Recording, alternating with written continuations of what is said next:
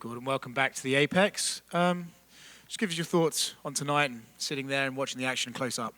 That was a really exciting card. From start to finish, the matches were amazing. Achilles kicked it off against Andy Valera, a high-paced match, and the stalling calls were, at times, in my opinion, a bit much, but it definitely did force the action to be pushed. I think that was one of the most exciting jiu-jitsu cards I've ever witnessed as far as action goes, and just level of talent overall. How much of that excitement would you attribute to the new rule set that was brought in tonight? Well, you have to attribute, obviously to the athletes, but a lot to the new rule set as well, just because, in the past with the EBI rules, we've seen a lot of stalling until overtime, and now those negatives are a curveball because you could be killing someone, but if you get a negative, and even if you passed, 4 times, took the guys back, and you have a negative, you're still losing. So I think that, it's definitely an interesting rule set, and I think that obviously, as Fight Pass Invitational goes on, they're looking to make improvements every show, and I'm sure that they'll have some feedback and some changes for the next show to make it even more exciting. Was it fun for you to sit there and see this rule set play out and be like, oh, I can strategize now, I can see how this plays out, so when I compete under these, I'll already know which way to go? Yeah, it was, because this is the first time they did this rule set, and I've competed under ADCC rules before, but these are a little bit different, and the stalling calls are a lot more intense. So it was kind of like a combination between like a quintet with the very strict stalling calls and ADCC rules, all kind of thrown into like a submission-only rule set in the beginning. So it was definitely interesting, and it made for a very exciting event. Last time you were here, it happened again. Nicky Rod called you out. This time he's throwing 50K on the table and saying, you throw 50K and we'll compete for 100 grand. Does any part of that interest you? No. Nicky Rod and that whole team make their career off sound bites for me, so no comment. Not interested in that at all. That's fair enough. And then in that case, I'd like to ask you about something else outside of tonight. I haven't got to see you since you trained with John Jones. I'm curious, as someone who's quite cerebral and thought of as a very good thinker and tactician, what's it like training with another man who is thought like that? What was the biggest takeaway you took from training with John Jones? With John, he's very similar to GSP, to George, in the sense that he's not the world's best wrestler. He's not the best jiu-jitsu guy. He's not the best striker. But his ability to put it all together is just on a different level. And even just grappling, like his ability to intuitively change his game plan from the start of the roll to the end of the roll, or from round to round, is incredibly impressive. So the most impressive thing, obviously, is his ability to put everything together, but his ability to adapt as the match goes on and change the game plan per what you're doing. And I was very, very impressed with him just as a person and as an athlete, all around. Yeah, I mean, this might be a weird thing to ask about John Jones, but was he almost better than you were expecting? Yeah, for sure. You always go in and you don't know what to expect when you're training with athletes from other sports. Obviously, he doesn't focus on jiu-jitsu, but his wrestling is top notch. His jiu-jitsu is tough, and he's good from everywhere. And he learns incredibly quick. Most of the time, you see guys, young athletes usually learn, a lot faster. It's like the old saying, you can't teach old dogs new tricks. But he's nearing 40 now, and everything I taught him. If I taught him 5 things and he picked up 3, he instantly put those 3 things into his game, and he was like hitting them 100 times better by the time from the start of the week to the end of the week. So he was a really impressive person to be around. Last one for me, and probably the most important question. No more silver. The beard, the hair's gone. What happened? No more silver. So I was going to do something where I dressed as Santa for my last match, but I got hurt. And then once that ended, I was like, I had like this once a year. I did it last ADCC, and I was like, you know what? I have to do one time a year where I shave my hair off, and I stopped getting comments of people telling me I look like I'm 75 years old.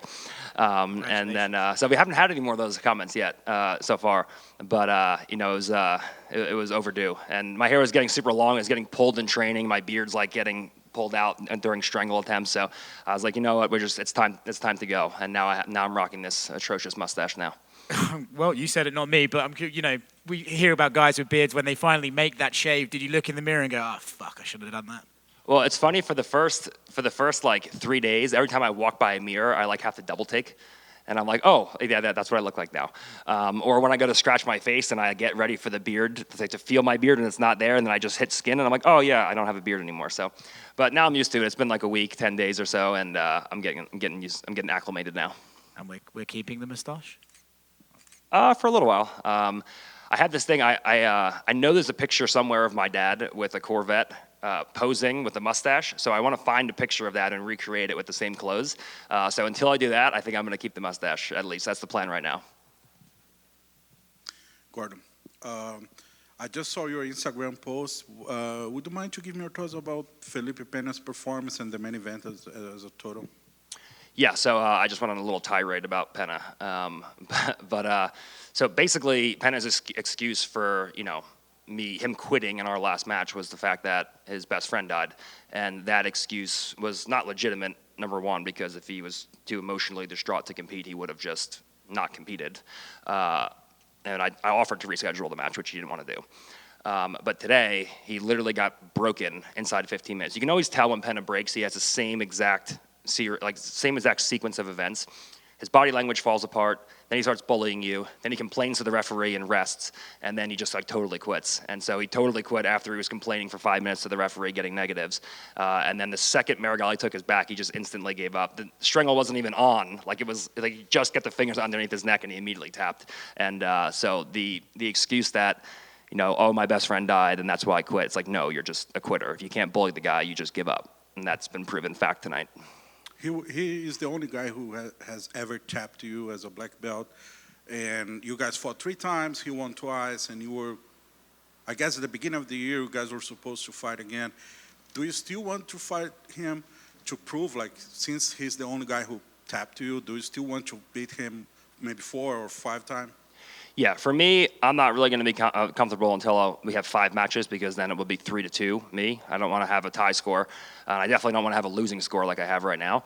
So, me and Penna definitely have to have a few more matches. And it's an interesting thing because no matter how many times Penna loses, he's just losing all the time now, people are still going to think that he can beat me because he's just beaten me before 7 years ago.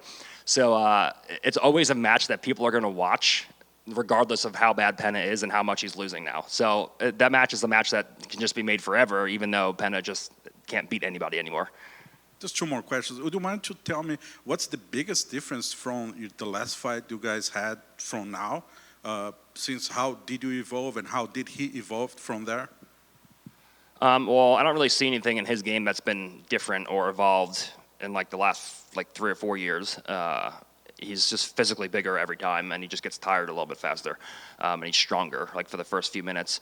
As far as me, after I fought him before ADCC, so it's been over a year now that since we've competed. I have a completely new, guard passing system. I have, new things that I'm doing. I'm just not a totally different athlete, but I'm far more evolved than I was when we fought the first time.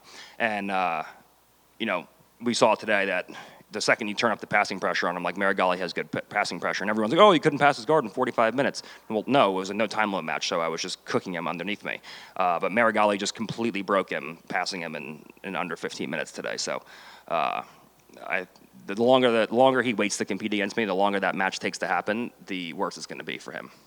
Perfect. Last question for me. Since you brought the Drolo passed away, I guess the day before the last match you guys had, I would like to know your side of the story. I don't think I've ever heard, because Felipe says that you were asking for a lot of things about the match, and how was the negotiation? He tried to cancel. I would like to hear your side of the story.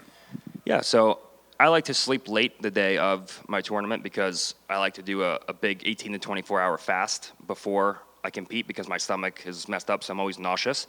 So I was sleeping until I slept until 4 p.m. and the event was coming up, and they had to wake me up and hey, Penna wants to pull out. So I woke up 3 hours before the match, and I hear that Penna wants to pull out. So I'm trying to figure out what's going on. So what I said was very simple. I said, listen, we're professionals. If you are too emotionally distraught to compete, I understand that. We can reschedule, fly back to Brazil, do the funeral, do whatever you have to do, and that's it. And I messaged Penna. I'm like, hey, you can do whatever you want, but if we're going to compete, let's put on a show. I think that's what Leandro would want.